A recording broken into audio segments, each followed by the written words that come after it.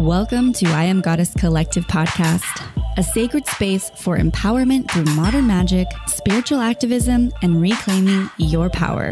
I am your host, Nixie Marie, feng shui practitioner, earth activist, and mystic, here to support and inspire your journey in becoming the change you wish to see in this world. That change starts within. Join myself and fellow thought leaders, metaphysical experts, and luminaries each week as we explore practical and magical ways to living in your highest alignment. Your journey as an empowered goddess begins here. Let's dive in.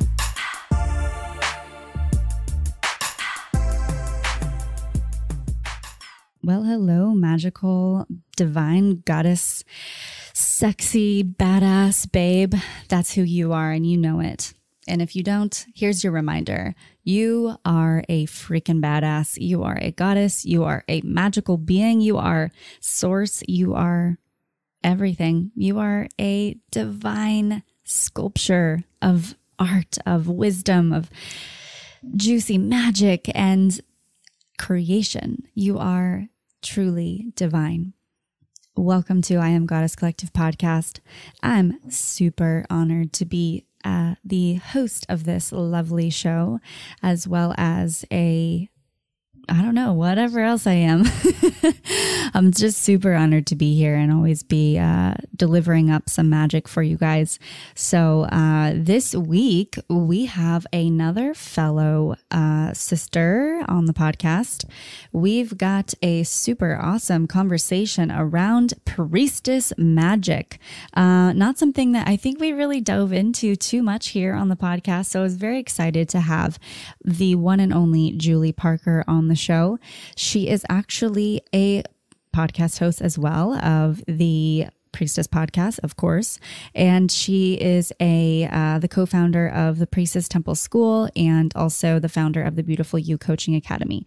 She's got a lot of offerings online, and I was pretty surprised to see that she's also somewhat like me, navigating multiple different businesses and creations, and so she's a wise, divine sister that I know you're going to love this. And if you are feeling called to really understand what being a priestess is or going down that path, this is definitely the podcast episode for you. And I don't know, it might not resonate. Just know you can take what you want and leave the rest. So before we dive into that conversation, I definitely wanted to drop in with you guys about the amazing things that are happening in the collective. So we've got a new app. Are you ready for this? We have our own app. Yeah, it's amazing. It's an app where we can all connect and dive deep into a sacred sisterhood together. And it is included in the Goddess Life membership. So if you are feeling called to join an online coven where you are held, you are supported, you are heard, the Goddess Life membership is for you. And we now have an app. So join at iamgoddesscollective.com and sign up today. It is definitely something that has been just an awesome experiment this entire year. We've had it going, but this month in October, we're ramping it up and we are adding new things and making it even more magical than possible. So my mission with the Goddess Life membership is so that women can have a sacred place to feel safe, feel supported, and feel like they can explore all these different realms of what this goddess culture, goddess magic, priestess path, or whatever you want to call it, because it's not really black or white. It's whatever you want it to be. And so there's a lot of information in there. There's guided meditations. There's rituals, there's spells, there's blog posts, there's videos, there's so much in there. And it's a way for us to kind of take the audio of the podcast onto something else for you too. If you're kind of a junkie, like maybe me, a podcast junkie, or the good kind, or just a information content junkie, then this is a new place for you to go and dive into all this awesome stuff that we talk about here. So head on over there, check it out. And if you have any questions, please feel free to reach out. Also, I'm opening up a Q&A for the podcast. So if you have any specific questions for us to address on the show, please email Nixie at IamGoddessCollective.com with your questions, and we would be happy to answer them for you here. So that's sort of a new thing that we're going to be doing, and it's exciting because I know that when I was starting on my journey, I had a million questions about what is a spell, like how do I cast a spell, or how do I create a circle, or how can I get involved in spiritual activism? What can I do? You know, there's so many things and there's so many layers to this path. So if you have questions, please let me know. And if you also have any suggestions on topics that you would like us to chat about, please also let me know. I'm definitely open to feedback.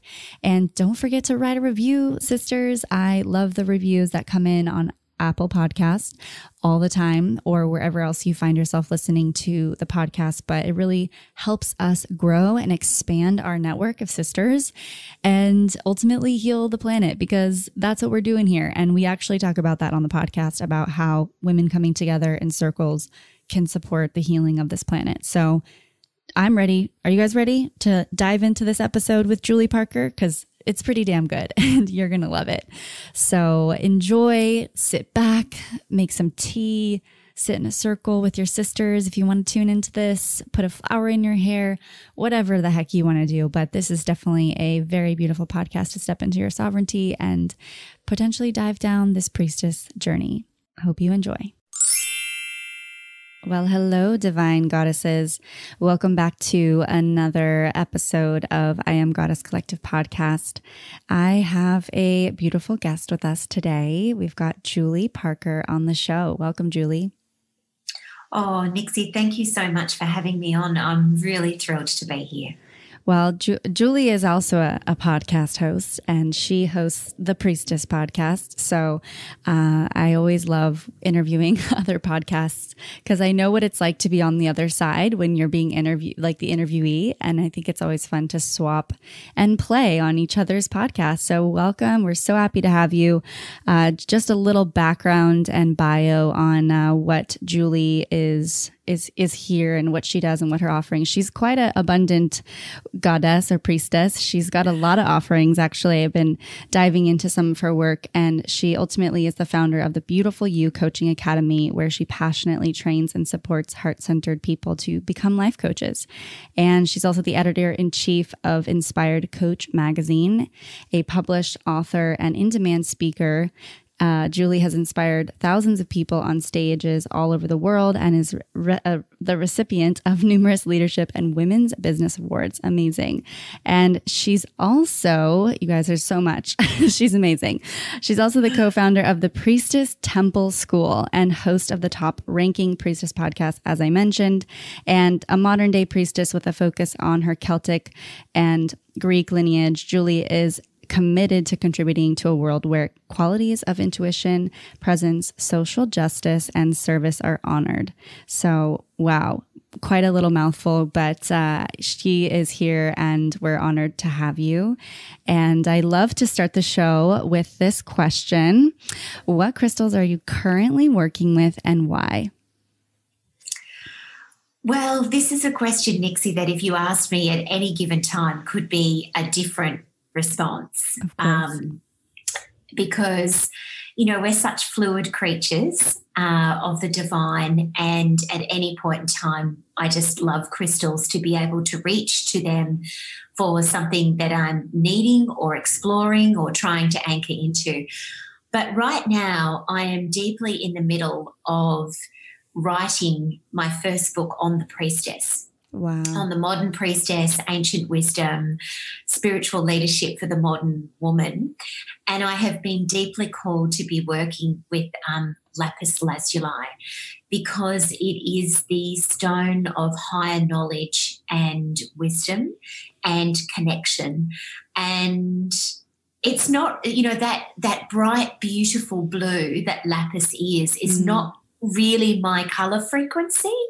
I'm so much more attracted to softer, more pastel, translucent type colours and crystals usually. But lapis at the moment, I cannot get enough of. And so I'm very much making sure that it's close to me while I'm writing.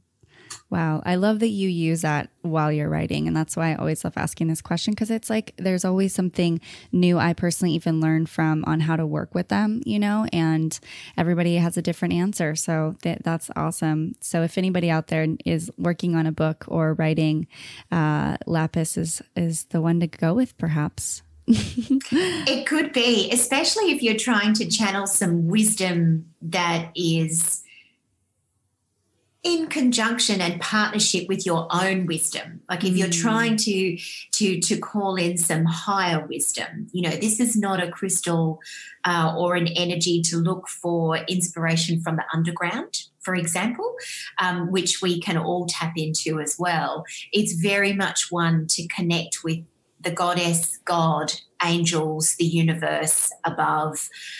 It's that higher wisdom. So, lapis is beautiful for that. Oh, I love it. Well, Julie, kind of tell us, where did your journey begin as a priestess, or just, getting initiated into this path? I think there's probably two answers to that, Nixie. There's the answer that is more recent, from the perspective that this has been an area of exploration of mine for about 6 years now. And it really, the catalyst for it came about actually when I was interviewing a woman who was a priestess. And I did not know this about her before we actually began that interview. And when she mentioned that word, priestess, I actually had what I can only describe as some kind of spiritual embodied reaction. I'd never heard anybody use it in the context that she did. And for her to go on and talk about that it was the most wonderful thing that she'd ever done for her personal and spiritual development. And I was enamored. And from that moment on, began to explore that path, work with different priestesses, engage in courses and explorations, and went through a dark night of the soul while I was doing so, which I think it ends up being part of the path for many of us. And what happened as a result of that over the past 6 to 7 years for myself, I actually really realised that my path as a priestess and my connection to goddess spirituality and the divine is really something that has been with me in my ancestral lineage for many, many lifetimes. And also as a little girl growing up on a farm, always believing in, the great mother goddess, nature, the earth, her beauty and wisdom as something that I was always so deeply called to. But it was not really until that day of that interview when the word priestess I first heard in that context that I realised that I was one, that I was unfolding as one, and that I had come from a lineage of ones. Wow. Yeah. So it was sort of double-barreled, really. Yeah. Wow.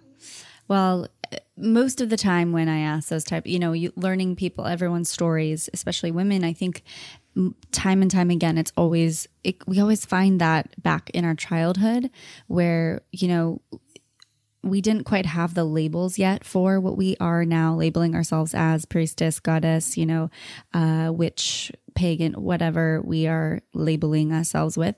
And I think it always comes back to that childhood, what we spent our time doing, and that it's kind of always been with us the whole time.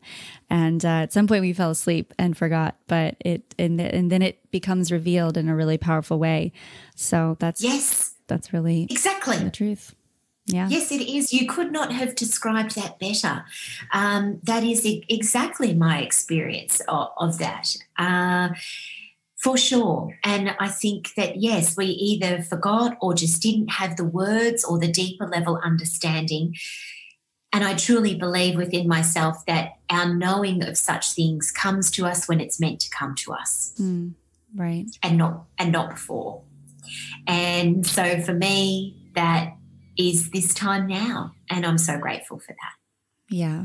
Well, this path of the priestess, which is to me shows up in many different forms. But what would you say, you know, a day, or just paint us a picture kind of what a day in the life of a priestess really looks like? Oh, wow. I've never been asked that question, and it's such a wonderful one, but I think also one that's quite challenging to answer, because if someone is kind of looking for a response of, you know, maybe that it would be similar to what a priest would do, or somebody that lived in a monastery would do in their day, you're going to be sorely disappointed because, you know, to the outside world, my usual day may not look like anything different to any other woman's that might have a personal spiritual practice of her own. And I think that this is what is at the heart of this for me, is that, you know, a priestess essentially, in my own terminology and definition and version, there would be other people that would disagree with this, and that's fine, because all of these things are open to interpretation. Right. But a priestess is a woman identifying spiritual leader. That's what a priestess is, a spiritual leader, usually of other women identifying folk that have a desire to undertake their own spiritual path and journey in life, which we're all doing. It's just a matter of how much we're attuned to that and desiring to want to feel into it more. But that's essentially what a priestess is. And so a day for me, Nixie, is really incredibly varied, but it always involves at some point in time personal reflection and time, whether that is meditation or prayer or walking with the Great Mother at the beach or the park, or hands in earth in the garden with her in some way. It also involves, you know, regularly making sure that I'm doing my own work, because I think this is probably a whole topic within itself, is that we can fall into the trappings and sexiness even of what it means to be a leader or a priestess, or someone who is in a position where they feel like they may be guiding and influencing people, even in a gentle or soulful way. But we must never forget that the real work of being a spiritual leader is always going to be the work that takes us within. Looking at our own shadow, dealing with our own insecurities, fears, jealousies. That's the real path here. It's because every little bit of healing that we do for ourselves, we then, in those areas, we also then collectively do for those who have come before us, those who come after us, those who are around us, and the sisterhood as a collective. So it looks different every day, and it's very modern. It's, you know, I'm going to the gym after we have this interview. You know, it certainly does not involve me floating around in white robes and flower crowns at home all the time. Dang it. I really was hoping that's what you were going to say. I'm like, you know, she's just walking around with onks and, you know, blessing up the world, and I'm just... No. Sometimes it involves me swearing at my computer and yelling at my cat, who's just asked to go in and out the door for the 57th time in an hour. And, you know, as cats are wont to do, it's very normal. It's very normal, but it's also very beautiful, because it involves, you know, knowing that you're here for a devoted purpose, and how your life is meant to look and unfold from that is something that is a daily exploration, and something that is constantly surprising me, bringing me joy, and also bringing me more work. Absolutely. Well, I love the way you answered that. And I do think it's just really important for everyone to get that picture, that, you know, this experience, or the words that we put, the labels that we kind of talked about, isn't anything that is unattainable to anyone, you know, that it's easy, it's tangible. It's actually not always easy, but it's tangible, and it doesn't have to look a certain way. And that's why I love podcasting, because I think, you know, it allows for you to tell your story in a way that's not, you know, a highlight reel like on Instagram or whatever. And it makes it look like, okay, am I able to really live that life? And the answer I really find is like, yes. And you just painted that for us. So thank you for answering in such an honest way. And so see, guys, you can be a priestess too. But that leads me to my next question is what would you say that someone actually would need to be initiated into becoming a priestess? Or is it something that, you know, someone can just go around saying like, I'm a priestess now? What would your insight on that be? Well, this is a controversial question. Ooh, and I love it. I love juicy questions. I love controversial questions. There's no way that you would ever be able to get everyone to agree on this. Yeah. All I can do is share my perspective with you. You know, I have a very divine and close priestess sister by the name of Sora Suyano. And I love the way that Sora speaks. She's the one that you collaborate with on. I do, this. Yes. Okay. She is my co-sister and founder of the Priestess Temple School.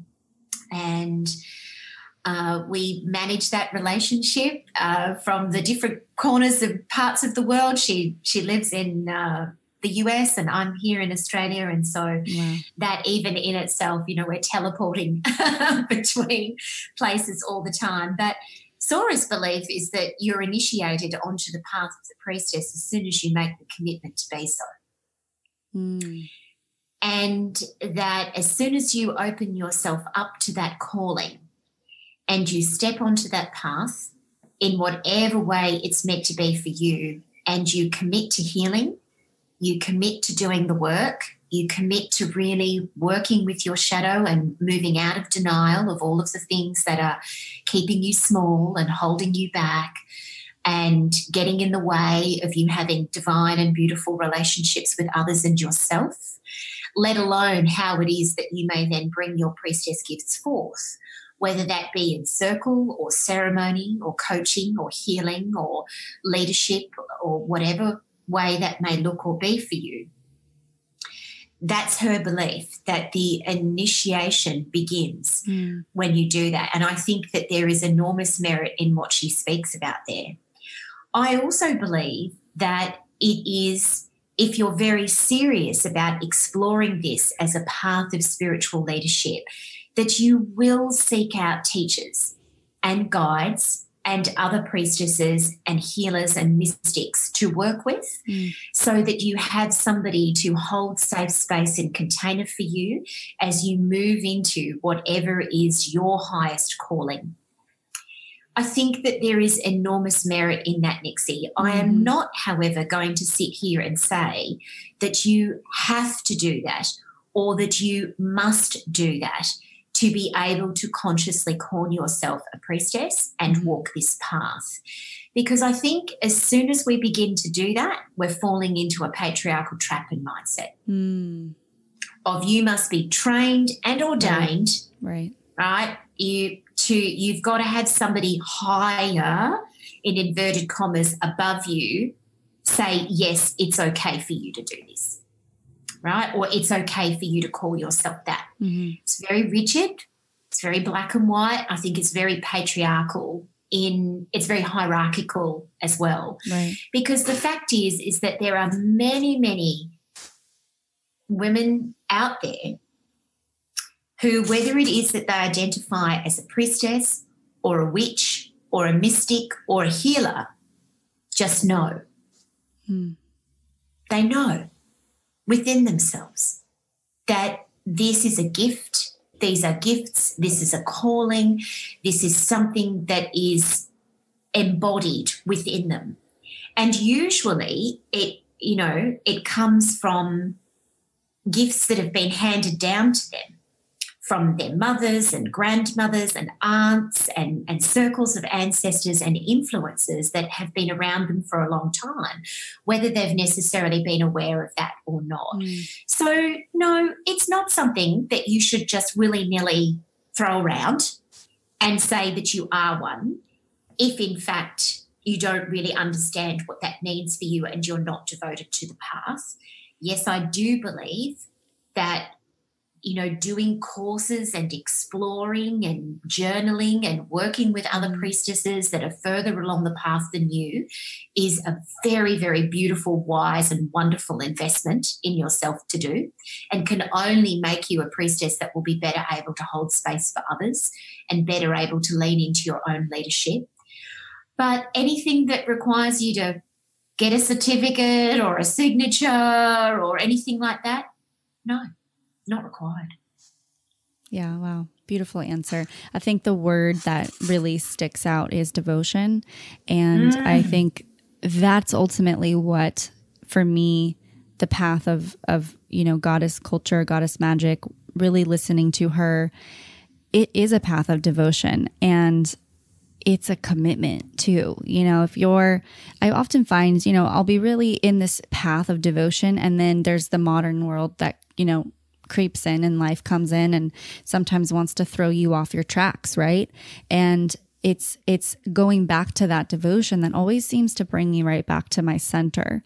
And it's the foundation of really my practice and everything that I do. So in a sense, I'm really hearing you say that path is a devotion. And if you're going to really own that word or identify yourself as that, it's a devotional choice. Absolutely it is, without question. And that does not mean that you have to run away on a silent meditation retreat for 21 days or that you can't live your life and go to your job and run your business and be a partner and maybe a mum and, you know, all of those sorts of things. It doesn't mean any of those things. I think sometimes when we hear the word devotion, we start to have visions of nuns and monks in relation to spiritual life and things like that. There's devotion and then there's devotion. Right. You know, totally. You can be completely devoted, as I am, to this path and this way of being in spiritual leadership and look like your normal, average, everyday sort of woman, person living their life and going about it in the way that you would, you know, every other day, very much so. So, yeah. Yeah, that's really important, definitely to highlight. Well, you know, for those listening now and might feel that just like you did, maybe the word priestess is really landing for them and they feel like they're wanting to answer that call. You know, what would you say on how to really guide them to either answer it or some steps they can take to just kind of walk closer and closer to something that is of that nature? Yeah. Well, I think the answer, if there is such a thing as an answer to this question, Nixie, is not dissimilar to anyone that was maybe exploring their inner world and whether something was right for themselves. And that is to find as much time as you can, over as much time as you can, to be still, to go within, to ask yourself, to ask your guiding goddess or goddesses, your guides, your higher wisdom, your deeper wisdom, your intuition, why is this coming to me? What does this mean? Should I explore this further? Speak to me, which essentially is you just asking you to speak to you. And then listen to what you're telling yourself. Have pen and paper nearby to capture those thoughts and then ask again and keep asking and keep going within and keep exploring first and foremost, because eventually what will happen is that if it is a calling for you, you will propel yourself into action, which I think often in the first instance, it sounds so boring in a way, but it's not, will involve doing what I did to begin with, and that is researching. Yeah. Getting on Google, typing in the word priestess, going to your favourite bookstore, online or in person, seeking out books, going onto iTunes and typing in the word priestess or goddess and finding wonderful podcasts like yours, starting to listen to other women who are talking about this and seeing what resonates with you. And then eventually that will lead you further down to more podcasts and books and courses and areas of exploration and maybe events and sacred circles and leaning into other women and learning from them that are claiming this title for themselves or this role or this way of being. And from there, slowly, your path and what this is meant to be for you will unfold. And you will more than likely find yourself called to work with teachers and guides, or maybe for you the first couple of years will just be about reading and being with yourself. Who knows how it may look, but I think that's how it begins for everybody wanting to explore further. Which I think it's incredible to see. When I started my journey over a decade ago, now, you know, I say this often, going into Barnes & Noble or just going online, so much information is there and it's mind-blowing. Like there were not that many books on witchcraft or goddess magic, or, I mean, there was ancient sacred texts, it felt like, you know, and I'd always find the used books, and that really felt, you know, right for me because it just felt like there was an energy that was being brought with it.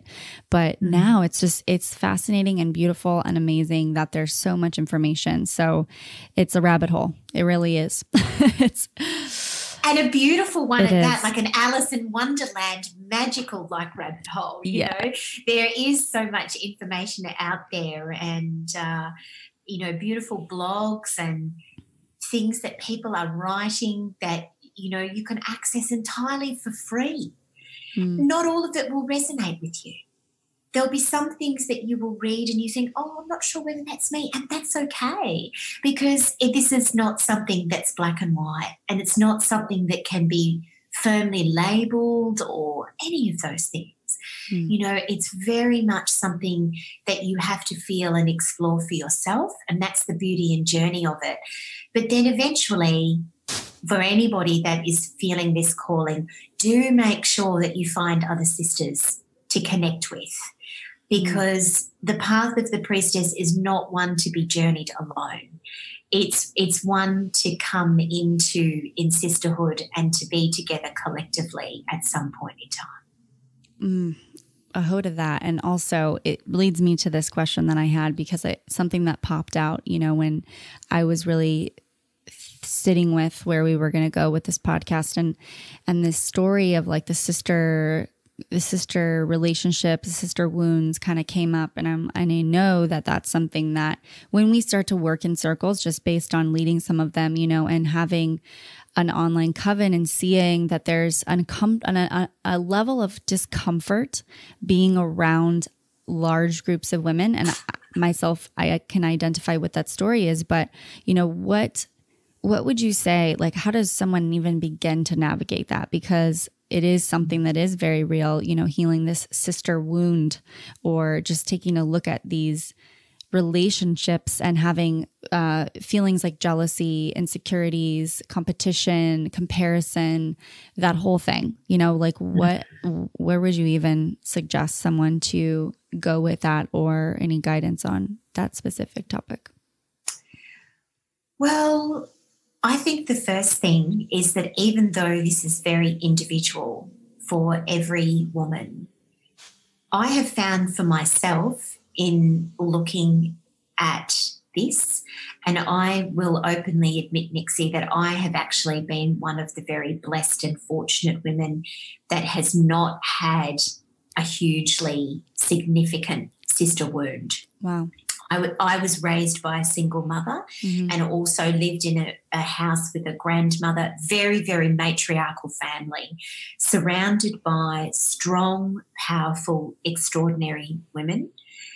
And I have been blessed to have very beautiful female friendships for almost all my life. There have been blips and problems, Oh, for sure. But in comparison to how I know some women have suffered and experienced sister wounds, I feel very blessed.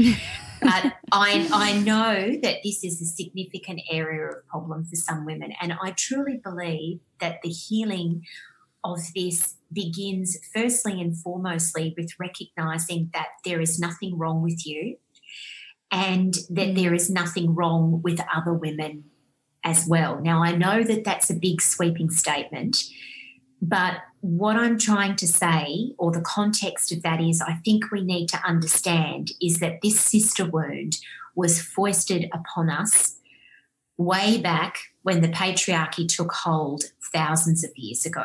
It's not always been this way. Once upon a time, women lived very collectively, very communally. We were revered, holy, divine, honoured, and saw each other as such. And it's a pretty safe bet to say that from what we know of historical understanding, and this is something that I write about in my book, that the fear, the jealousy, the comparison, the taking down, etc., it wasn't like that once upon a time.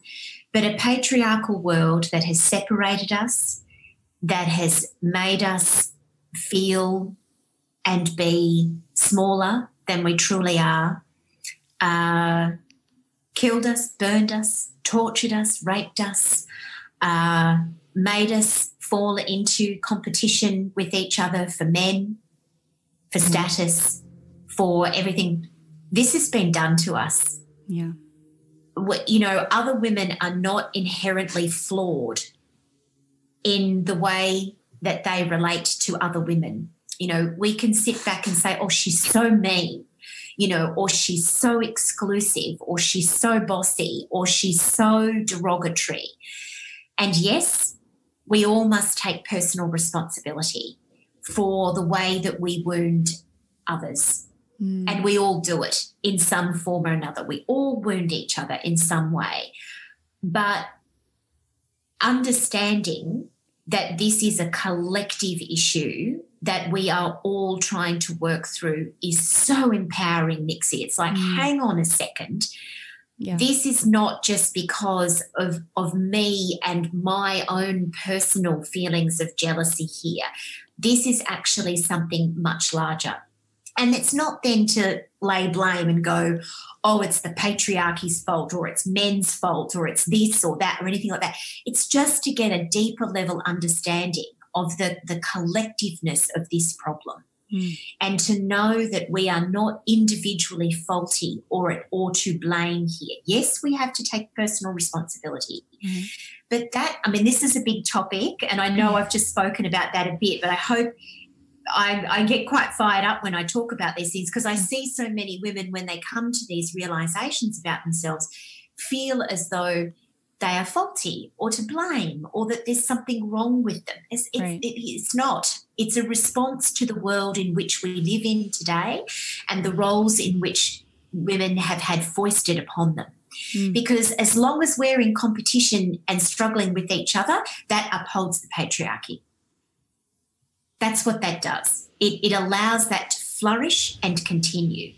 And so until we as women collectively realise that that is part of the issue here that we also need to dismantle, we will never, ever be able to see one another for the true sisters that we really are. Wow, deep breaths on that one. And then, of course, there's all the individual work that comes with that. But that's truly where I believe it begins. Otherwise, what will happen is that we will continue to spin on our axis alone. And that's not what's going to heal this wound. And what's coming up to add to that really is like this wound. We have this feminine earth, the embodiment of the true goddess is, to me, Pachamama. And it feels as if it's our role to heal this within our collective women groups, and that therefore it will reflect the environment, and with the intention of what's going on. I mean, I've been diving really deep into a lot of environmental activism and just paying attention to what's going on. And I really think this is all related. I think it's a web that's all being absolutely related. You know, what is environmental destruction if it's not fueled and upheld by the patriarchy and capitalism? Yeah. That's exactly what that is. You know, the destruction of our great mother goddess. And yes, it is so important that we look at these things individually. We have to, because we're only responsible for our own life and our own being. But to do so with an understanding of the collective, of how it is that these things have really come about and what that means and the challenges that we need to band together and do collectively is what's really, really going to shift things at a larger scale. Chills. So much to swallow there and breathe in. You know, I think it's the more that I've stepped into this path, and it sounds like you kind of have a similar trajectory and story of just the more that I've stepped into this devotional practice or just devotion of Mother Goddess, is the more this like burning sensation comes through me to wake up even more and pay attention even more and become involved even more and take action in my daily habits and my daily routines and, you know, the choices I make with whether it's eating meat or not or using plastic or not. And it's all these, you know, these factors that once I thought were kind of separate, but now it's like deeper I go, the more they become this one thing. And it just sounds like, you know, with your stepping into this path of the priestess, it's like this sleeping giant that sort of wakes up. And to me, that's definitely what this journey sort of brings. And that's why it's not always love and light, you know? Absolutely. What you're talking about there, Nixie, is the real heart of what unfolds for a priestess as a sacred leader, as a spiritual leader, once you've done your own work. And are committed to continuing to do that.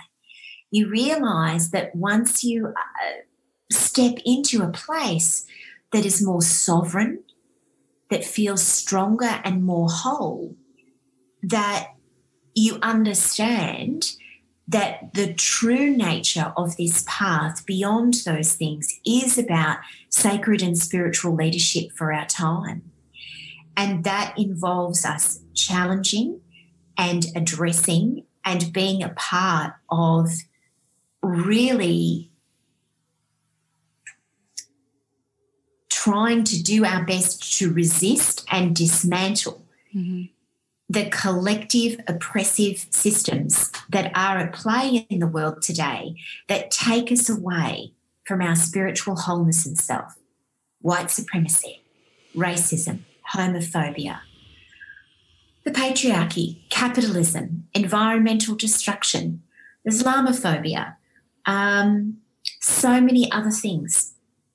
You know, these other things, I could go on. Ableism just came to me. Everything. All of these oppressive systemic structures that keep us individually and collectively from the wholeness of our spiritual divinity and selves. That is what this is all about. But you cannot hope to have an impact and really, really resist and dismantle those things until you've done your own work. You know, it's wonderful to want to charge out there on a horse and just go, rah, and wield your sword and do all those sorts of things, and that's great and amazing. But the healing work, the first work, starts within. And then with all of these things, you know, even addressing our own racism and inherent bias as individuals and, you know, the world in which we live in that upholds white supremacy so strongly, you know, women of colour, people of colour, you know, we see it in spiritual communities all the time. Yeah. You know, cultural appropriation. Oh, gosh, that's a whole topic within itself. Right. And it's just, you know, this is the work. This is the work, but we have to start with ourselves first to dismantle these things for ourselves and look at all of this within ourselves to begin with, and then we can step into a greater spiritual leadership role. And I have to say, I think that with Marianne Williamson running for presidency, that I don't know what your thoughts are. It's a political conversation. However, I do think that it is a mere reflection of the work that we have ahead of us as spiritual leaders right now, and just stepping into that path. To me, it's saying, look what's possible. And also we have a lot of work to do. We always have a lot of work to do, but it's going inside and going, this is possible to live and shift our whole paradigm, but it's not going to come. It hasn't come easy for a lot of us, and what you're speaking on too is just like that going inward conversation and really doing that. And so I appreciate, it's a lot to unpack. It is. And it will continue to be so. But the work is, on one hand, it's not easy to look at these things within ourselves, our own fears, insecurities, darkness, jealousies. My path has definitely been one of attachment and disattachment, learning to become truly sovereign, not reliant upon the opinions of others. People pleasing was a big one for me. Yeah. Perfectionism, all of those sorts of things. But it's also divinely beautiful because it helps you to become more sovereign, more pure within your own self and your path in life, and so many other things that will be individual for every person. So it's worth it every step of the way. Wow. So much beautiful wisdom coming from you. I really didn't know where this conversation just went in such a beautiful space of, it's like, I wonder what I was going to talk with her about. Oh, here we go. So good. Wow. I mean, with your path and with your journey and just stepping into this role and becoming this sovereign priestess, I think the question that comes up is, what do you really see as a vision for women in the next, 3 to 5 years, let's just say? What is your vision for women? Oh, what a beautiful question. I think on any given day, a little bit like the crystals at the start, I might give a different answer. I don't think that this is necessarily something that would be fixed for me. Yeah. But right now, one of the things that I'm really loving and leaning into a lot is about truly desiring and wishing for women who are exploring their own spirituality and wanting to find their soul path, whether that to be to walk in life as a priestess or not, but to truly understand that their life is their legacy, and that everything that you do that makes up a part of your own healing, your own connection to soul and divinity, your own desire to heal relationships around you beyond yourself, is the legacy that you leave. It is the part of you that becomes so important for not just your own life, but everyone that comes after you as well. And I think that that's really important from the perspective that we can get so caught up that our life is about what we do. It is a part of it. That is a part of it. But it's certainly not that you have to, have been awarded medals or, had a business at a certain level or anything like that, but that your life is your legacy. How you, for women to truly understand that it's about your kindness, it's about your connection, it's about how you choose to heal yourself and show up in the world as a whole human being. That if you commit to that, everything that you do or not do after them is beautiful in and of itself and in its own right. So for me, if every woman was to understand that within herself and to move towards her own life being her legacy, every little, big and in-between thing that she does or does not do, that is known or not known, you know, even for her own inner personal world, becomes the true legacy of her life. I had the most beautiful picture being painted in my mind when you were explaining that, and it just came back to Mama Gaia and just how she has this legacy, right? And it's filled with the smallest little things, to an ant, to, you know, the biggest things like a lion or a giraffe, and then things we have no idea, we can't even see, that are the depths of the seas. And to me, that's just like the exact metaphor of what you just described as a woman leaving her legacy. So, wow. Thank you. That's beautiful. Thank you for drawing that connection. I love it and feel its truth. Yeah. Well, sister, it has been quite a lovely conversation with you, and we're kind of coming to the end of our show here. So I would love to wrap this up with a few more questions, one in which being, where can everyone find your amazing offerings that you have so many beautiful things to offer to us as women? And do you work with men too, or mostly just women? On my priestess path, just women identifying folk, right. But as life coaches, men too. Okay. Yes, we so very men much that are attract... listening, we got a place for you too.